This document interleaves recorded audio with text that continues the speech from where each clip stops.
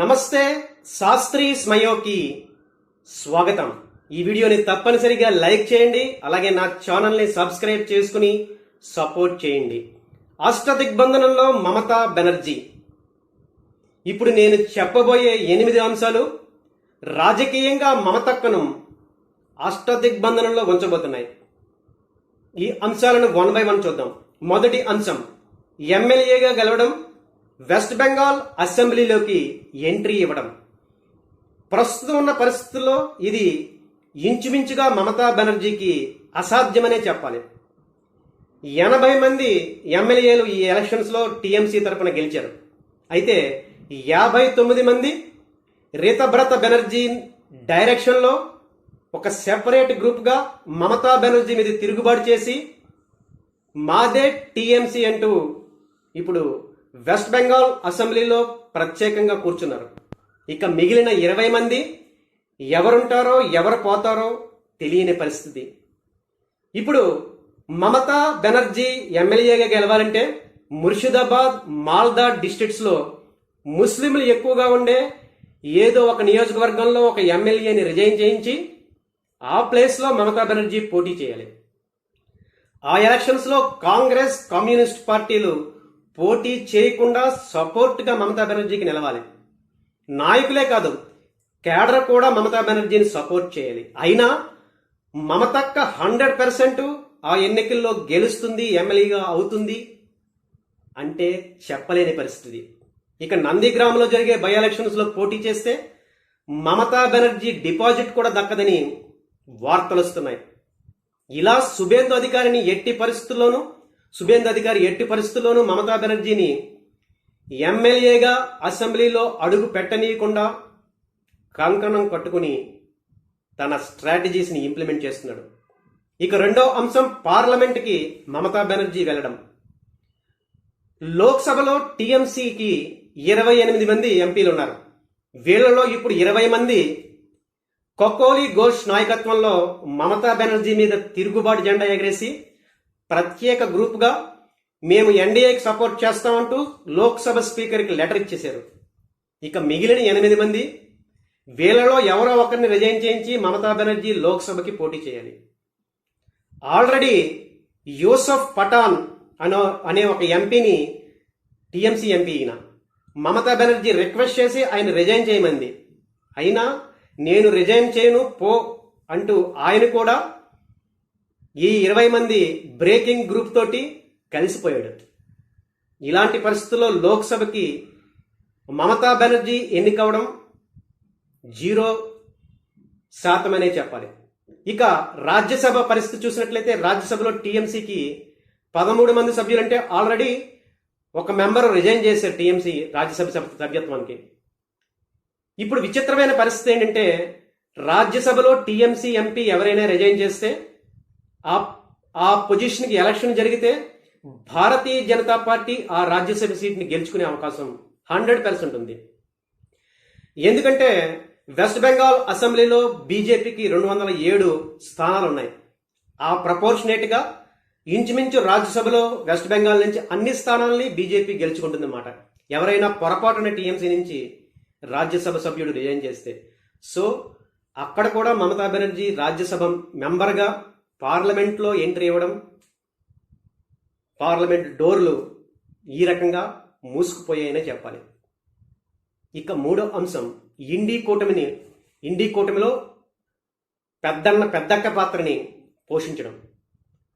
గతంలో ఈ అసెంబ్లీ ఎలక్షన్స్కి ముందు ఒకవేళ ఇండీ కూటమి మీటింగ్ జరిగితే మమతా బెనర్జీ దానికి అటెండ్ అయ్యేవారు కాదు.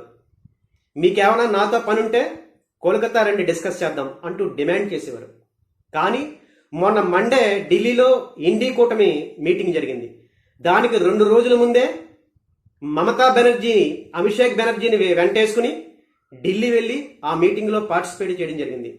మమతా బెనర్జీ సైలెంట్గా, నిస్సహాయంగా ఒక మూలన కూర్చుని ఇండీ కూటమిలో అనామక నాయకురాలుగా మిగిలిపోయారు. సో ఇండీ కూటమిలో కూడా పెద్దక్క పాత్ర పోషించే సీన్ మమతా బెనర్జీకి ప్రస్తుత పరిస్థితుల్లో లేదనే చెప్పాలి. ఇక 4వ అంశం, టీఎంసీని కాపాడుకోవడం. ఒక పక్క ఎంపీలు, మరొక పక్క ఎమ్మెల్యేలు. అది కాకుండా లోకల్ లెవెల్లో మున్సిపల్ కార్పొరేటర్స్, మున్సిపల్ మెంబర్స్, వీళ్ళందరూ మమతా బెనర్జీకి గుడ్ బై చెప్పి వేరే కుంపటి పెట్టడం కానీ, లేకపోతే తమ సభ్యత్వాలకి, తమ పార్టీ పొజిషన్స్కి రిజైన్ చేయడం కానీ చేస్తున్నారు.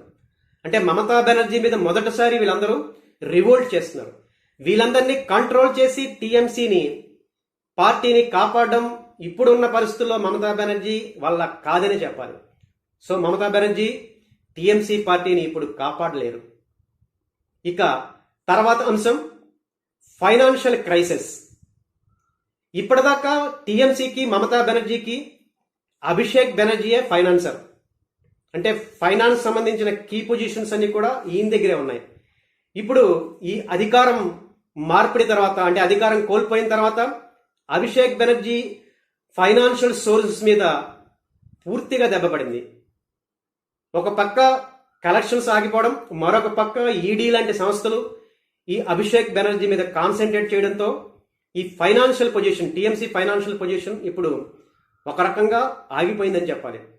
ఇలాంటి పరిస్థితుల్లో డబ్బులు లేకుండా పార్టీని నడపడం మమతా బెనర్జీ వల్ల అయ్యే పని కాదు. సో ఫైనాన్షియల్ క్రైసిస్ మమతా బెనర్జీకి అష్టదిగ్బంధనంలో ఒక అంశంగా మారబోతుంది. ఇక ప్రజల్లో కోపం, అసహ్యం, ఇదొక మరొక అంశం. తమిళనాడులో కూడా డిఎంకే అధికారి నుంచి ఓడిపోయింది. అయినా డిఎంకే స్టాలిన్ పట్ల కొన్ని వర్గాల్లో, కొన్ని ప్రాంతాల ప్రజల్లో ఇప్పటికీ సపోర్ట్ ఉంది. కానీ వెస్ట్ బెంగాల్లో పరిస్థితి పూర్తిగా విరుద్ధంగా ఉంది. ఇప్పుడు అధికారం కోల్పోయిన మమతా బెనర్జీ టీఎంసీ అంటే ప్రజల్లో తీవ్రమైన కోపం, అసహ్యం. దీనివల్ల రానున్న రోజుల్లో ఏ ఎలక్షన్స్లోనూ ఇంచుమించుగా మమతా బెనర్జీ గెలిచే అవకాశం లేదు. ఇక ఇంటి గుట్టు, ఇంటి పట్టు తెలిసిన సుబేందు అధికారి ముఖ్యమంత్రిగా ఉండడం. ఒకప్పుడు సుబేందు మమతా బెనర్జీకి రైట్ హ్యాండ్. టీఎంసీలో మమతా బెనర్జీకి సంబంధించిన గుట్టుపట్లు అన్నీ సుబేందుకి పూర్తిగా తెలుసు. సో ఇప్పుడు సుబేందు అధికారి అధికారంలో ఉండడంతో మమతా బెనర్జీని, టీఎంసీని పూర్తిగా ఫినిష్ చేసే వరకు రాజకీయంగా సుబేందు అధికారి నిద్రపోయే అవకాశం లేదు. ఈ అంశం కూడా మమతా బెనర్జీకి ఒక అష్టదిగ్బంధనంలో అంశమే. ఇక చివరిది but not least, Mamata Banerjee age. ప్రస్తుతం మమతక్క ఏజ్ 71 సంవత్సరాలు. ఇక 5 సంవత్సరాల వరకు ఇటు రాష్ట్రంలో కానీ అటు కేంద్రంలో కానీ అధికారం వచ్చే అవకాశం లేదు. ముఖ్యంగా అసెంబ్లీ ఎలక్షన్స్ 5 సంవత్సరాల వరకు జరగవు. అలాగే కేంద్రంలో కూడా ఇప్పటికిప్పుడు ఎలక్షన్స్ వచ్చే పరిస్థితి లేదు. 3 సంవత్సరాల దాకా ఖాళీ లేదు. ఇలాంటి పరిస్థితుల్లో మమతా బెనర్జీ రాజకీయంగా నిలబడాలంటే ఆమె ఏజ్ కూడా ఆమెకు అడ్డుపడే అవకాశం ఉంది. సో మమతా బెనర్జీ ఏజ్ కూడా ఆమె రాజకీయ జీవితాన్ని ఫినిష్ చేసే ఒక అంశంగా మారుతోందన్నమాట. ఇది అష్టదిగ్బంధనాలు, మమతా బెనర్జీని ఉక్కిరి బిక్కిరి చేస్తున్న అంశాలు. సో ఈ వీడియో మీద మీ అభిప్రాయాన్ని తప్పనిసరిగా కామెంట్స్లో తెలియజేయండి.